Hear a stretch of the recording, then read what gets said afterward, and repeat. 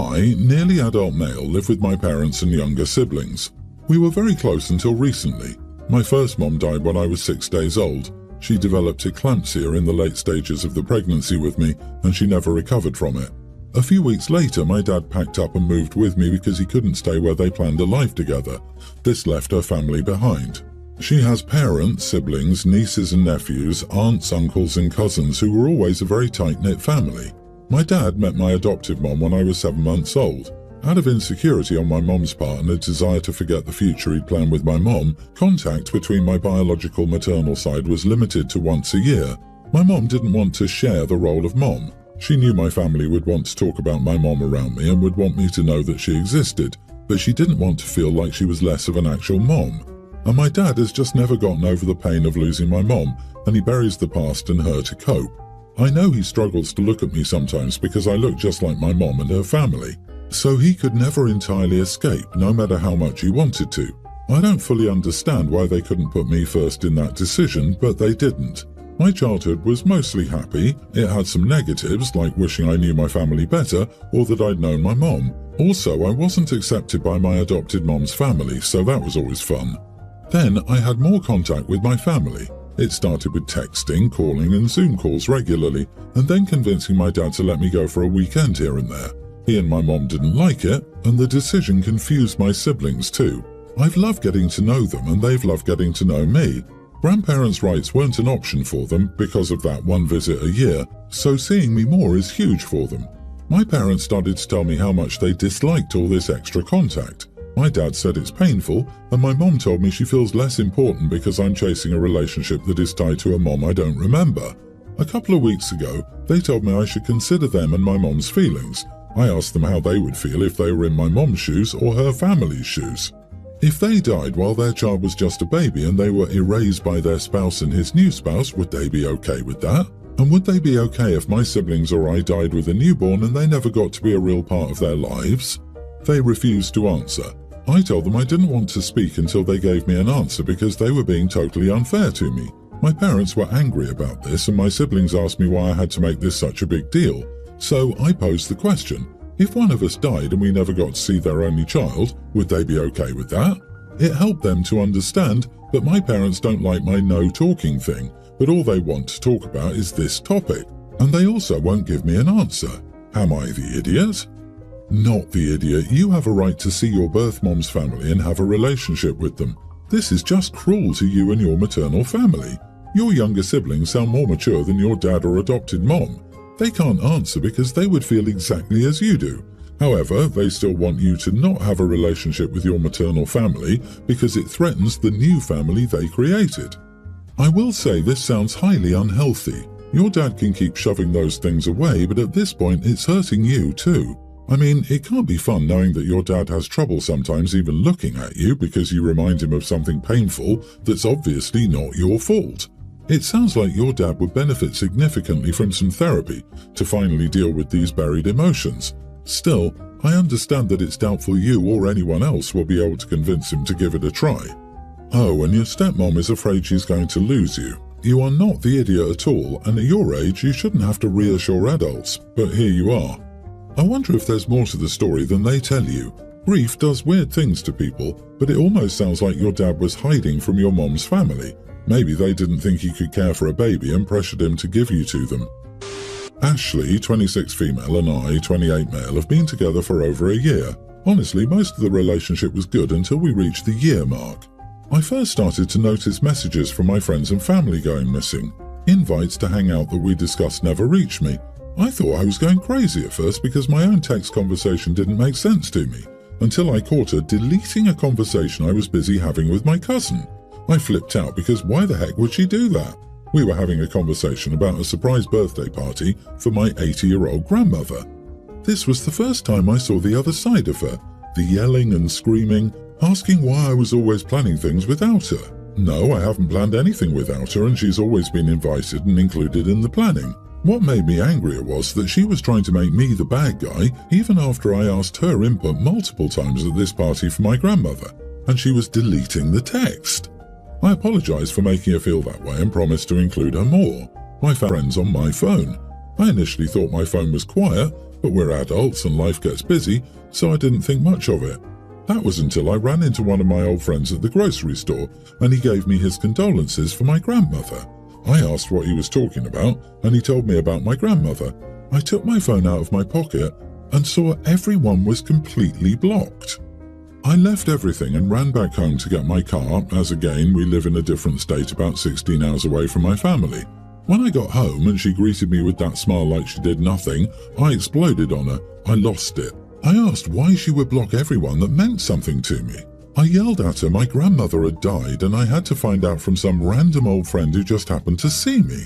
All she said was sorry, but she did it for us and my friends and family prevented us from being together. She had to do it. I have never been that angry in my life. I wanted to knock her out.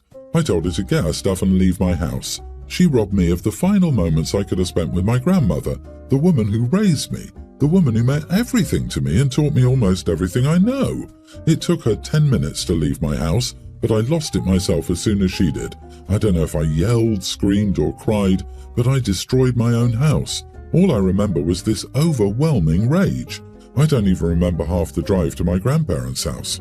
I'm currently at my grandparents' house as the funeral preparations are being made. When I first arrived, the family exploded on me, asking where I'd been and why I didn't answer them. I explained the situation and what had happened. Although I think they believed me, I could still see the disappointed looks in their eyes when they looked at me. According to my cousin, one of the last things my grandmother asked for the day before she died was where I was. She robbed me of that. She robbed my grandmother of that. My now ex told our mutual friend what happened. Surprisingly, she told them the whole truth. They all said that what she did was wrong and I had every right to break up with her, but I went too far by threatening to hurt her. I am an idiot for the way I handled things. Although my actions in those moments weren't the best and I am ashamed, I can't in a word describe the anger, rage and betrayal I felt.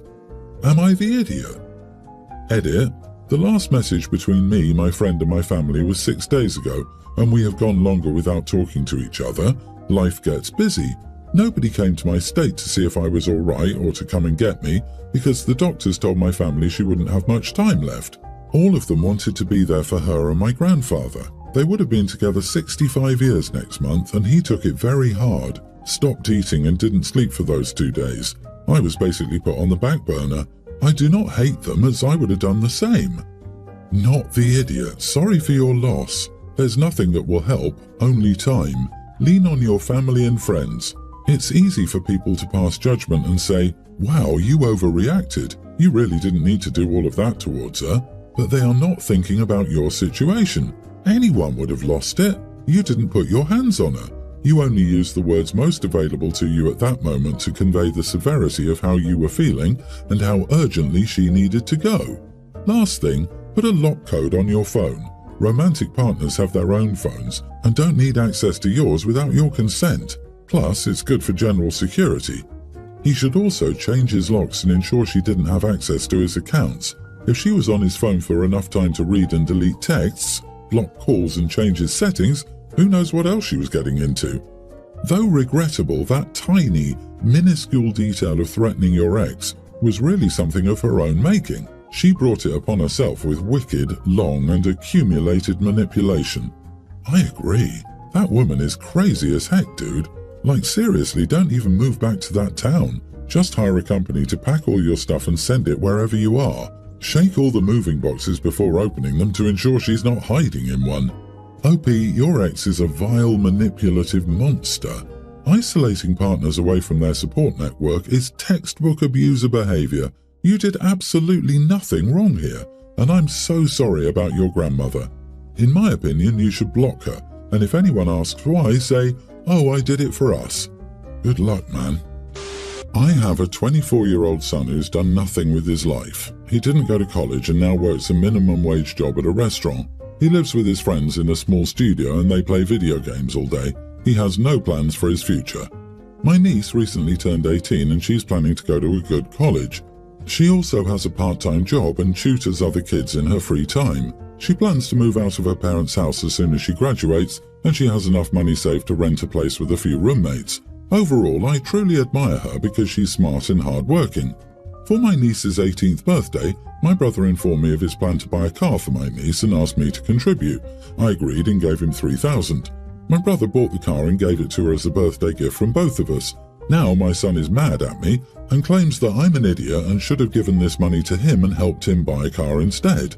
Am I the idiot for buying a car for my niece instead of my son? Everyone's the idiot here. You are, because do you even like your son? Your brother, because who expects anyone to chip in $3,000 for a gift? That entitlement alone would annoy me. Your son, because he's expecting you to spend your money on him. Something tells me you did nothing for your son's graduation since he didn't have plans to go to college, and I'm assuming that holds your resentment. The fact you pitched into a car for your niece in front of your son would make me angry. Here's my theory of what's going on. Given OP's insanely high expectations of his son materializing a job that pays over minimum wage with no degree, and what we can safely assume is zero assistance from OP to pay for said degree, I'd say OP has never invested in his son's future, something pretty much required for people to be able to go above what his son currently has these days. We can also say from how OP talks about his son in his post that OP has a great deal of animosity towards him for not meeting these impossible standards. Given that knowledge, it could be reasonable to assume that OP's son feels resentful that OP would rather invest in his niece's perceived future than his own son. You are the idiot, but not for buying him a car. That's your money and your choice, and I doubt anyone but your son would disagree. That said, your elitist attitude towards your son is why you're the idiot. He's not living with you nor sponging off of you. He's making his own choices. And while you clearly disagree with them, you don't get to be smug about him being a loser because he didn't go to college. You basically call him a loser because he didn't go to college like your niece. My son, 25, started seeing a new girl named Lexi around a year and a half ago. She lives a few hours away, but they see each other often enough. I just met her personally. I don't know much about her, but she makes my son happy and seems to have a good head on her shoulders. That's all that matters to me. Last Friday, we hosted a barbecue and a party for about 25 or 30 people. It was mostly family and friends. My son asked me if he could bring Lexi, and I told him that it was fine. We had ribs, burgers and wings, as well as some sides that didn't have meat. My son didn't communicate to me, or anyone else handling the food, that Lexi is a very particular eater and wouldn't be able to eat anything we served. Lexi is Catholic and can't eat meat on Fridays. My son was aware of this and invited her to a barbecue, knowing what would be served. On top of that, she also has an eating disorder that limits what kinds of food she will and can eat without feeling sick. She was sweet and I enjoyed her company, but I felt terrible watching her sit without food. When I asked if she'd eaten beforehand, she said yes and she wasn't hungry. I asked my son separately why he'd gone out to eat right before a barbecue, and he told me they'd come straight from her house. So I asked him if she didn't like the food, to which she explained why she couldn't eat the meat and that she wouldn't eat any of the sides either. Since he didn't say anything beforehand, I asked her myself. I asked Lexi if there was anything I could get her or make her, or if she wanted us to run somewhere and pick something up. She asked if I had any fruit, so she had fruit salad. After everything was sorted out, my son approached me and told me that I'd embarrassed her and shouldn't have drawn attention to it. I told him that he should have tried harder to accommodate her, or at least tell us beforehand that she wouldn't be able to eat what everyone else was. We easily could have made some plain salad or had fruit available at no hassle for anyone else, and she would at least have been able to pick at something instead of going hungry. If it had been addressed beforehand, then I wouldn't have had to ask. My son left in a huff to bring Lexi home, and he's still insisting that I made a bad impression and that it wouldn't have been a big deal if she didn't eat. Apparently I made her anxiety worse, but that's according to him, so I'm not sure I believe it. Am I the idiot? Could I have handled it any other way? Not the idiot. What was his solution? Let her go hungry. She asked for a fruit salad and she got one. Sorted. Why is he trying to make a mountain out of a molehill? He's covering his butt for not being smart or empathetic enough to ask OP to have something his girlfriend could eat. He's trying to make OP out to be the insensitive one here and defending his girlfriend's honor in the hope he just didn't give her a peek at a couple of his red flags. 100%. How well could he know or care for her if he takes her to a barbecue where she can't eat meat? A quick phone call in time for planning and there could have been a tasty grilled fish option, and that could have been enjoyed by several guests, so Lexi wouldn't feel singled out. Or they could have brought their own at the last minute. Your son is a bad boyfriend and he needs to improve. I hope Lexi is reassessing her relationship with someone who cares so little for her that he doesn't care if she goes hungry and then tries to gaslight his own mother for resolving the problem he caused. You did more than your son did. You were a great hostess. He clearly has a lot of growing up to do, and at 25, that's just plain sad.